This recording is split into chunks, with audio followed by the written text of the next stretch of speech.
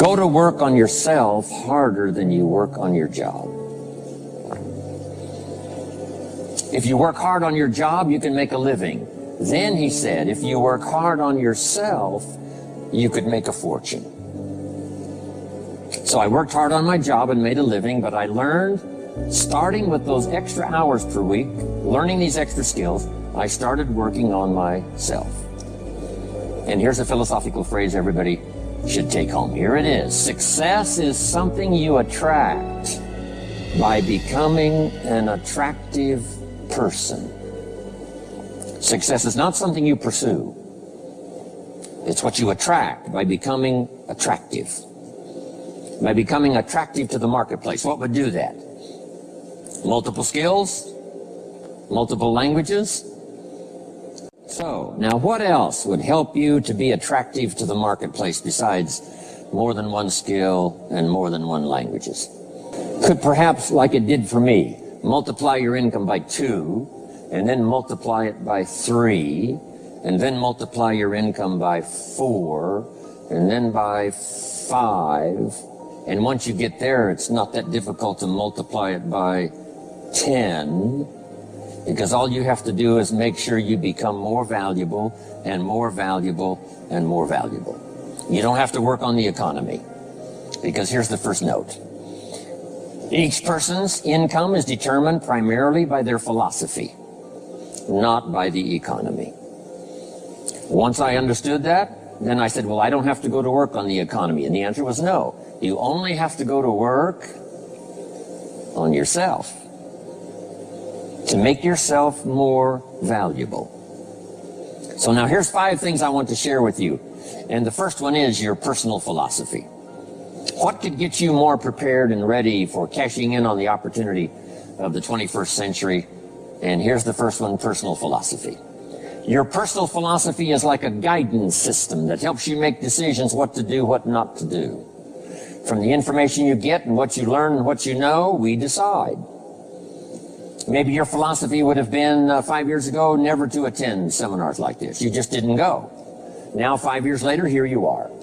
Something happened along the way to change your mindset, saying, hey, for the money and the time, if I just get one good idea and walk away, it certainly is worth the money and the time. So now that little amendment in your philosophy, you now say, I'm going to regularly go, because it doesn't take but a few ideas to make a great difference in your income, personal life, social life, and all the rest. So now you know that's valuable. A change of mind, a change of idea. So that's what personal philosophy is all about. The more we learn, the more we know, the better we're able to make better decisions about 2 major things. Your philosophical guidance system does 2 things. For your notes, number 1, helps you to see the dangers on one side, so you can avoid those. But here's what else your guidance system does. Personal philosophy helps you to see the opportunities on the other side, so that you can expand those, maximize those. And here's what that's called. The game of life is to minimize the dangers and maximize the opportunities. And the more we know and the more we learn, the more experience we gather in sessions like this, from the sermon on Sunday morning to the books we read and all the rest, helps us to keep continually adjusting our philosophical guidance system so that we minimize more dangers, maximize more opportunities. That's really the game of life. I couldn't put it much more simply. So number 1, we're affected by what we know. Now, how do we know more things and learn more things that'll help us readjust our thinking so we can avoid the dangers, maximize the opportunities? Here's number 1, learn from personal experience. One way to learn to do something right is what? First do it wrong, right? Mess up, and then you say, wow, that was costly. I'm never going to do that again. So one way to learn to do it right, first do it wrong. Sometimes a negative experience turns out finally to be positive. They say if you survive your first heart attack, you may now live to be a very old person. Why is that? Well, that first heart attack, if you survived it, is called a wake-up call. And maybe the doctor said, one more of these and you're history. And you said, wow. And you make it for the health food store. And you start reading every book you can find on good nutrition, how to avoid another one of these heart attacks, and you start jogging and start walking and doing all of the stuff, and this total change of lifestyle could now save your life and cause you to live to be a very old person. Here's what my mentor said, that's some of the best advice I ever got. He said, Mr. Rohn, if you will change, everything will change for you. If you'll start making personal changes, your income will change, your health will change, your future will change, everything will change, if you're willing to start making the changes. So sometimes a negative experience now causes us to really make a sudden shift.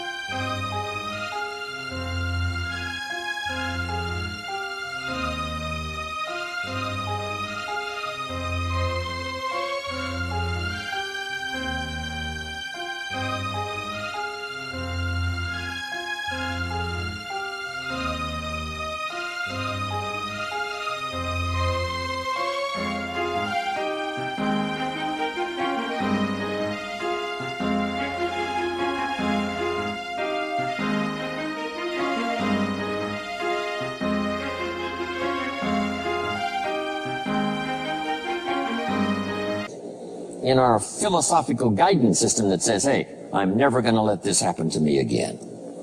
Fantastic. Now here's the next way to learn, and that is to learn from other people's experiences, whether they are negative or positive.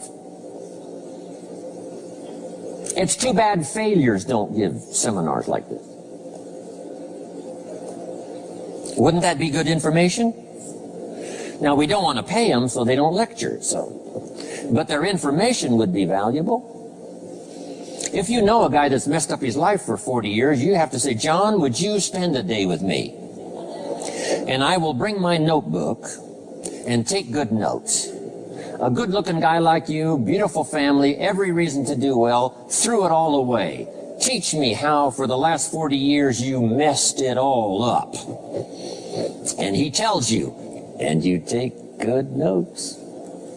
Learning from the negative side of someone's experience.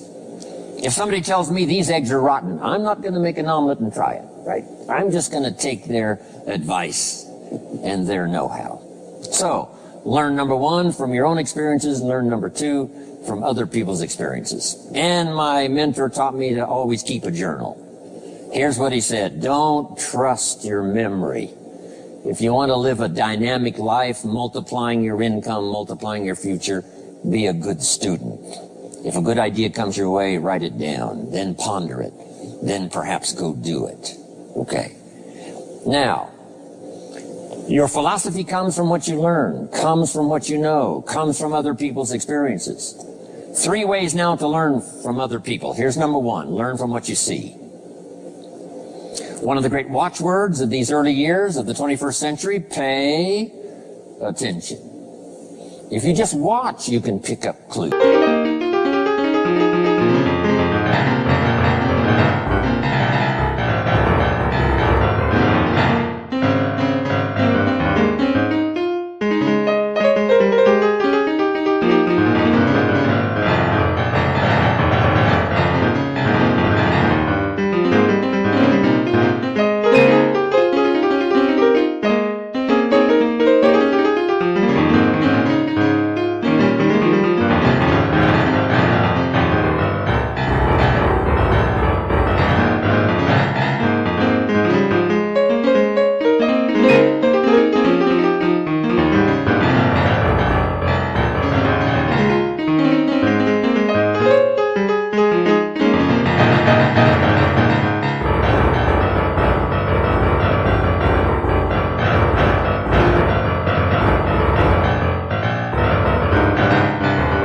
Success leaves clues.